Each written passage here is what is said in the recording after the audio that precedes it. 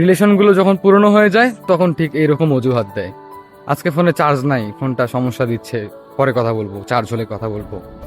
আজকে অনেক ঘুম পাইছে, যান আজকে ঘুমাই প্লিজ, কালকে কথা বলি।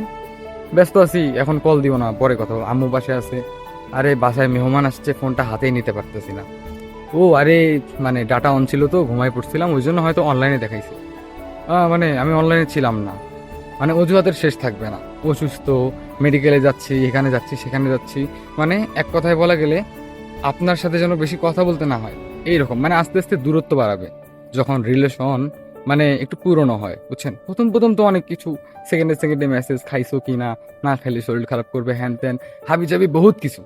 কিন্তু যখন পুরনো হয় তখন মানে ও যে আপনাকে সময় দেয় না, আপনি যদি বলেন যে তুমি আমাকে এখন সময় দিচ্ছ না কেন, তখন সে এটা মানতেই চাইবে না।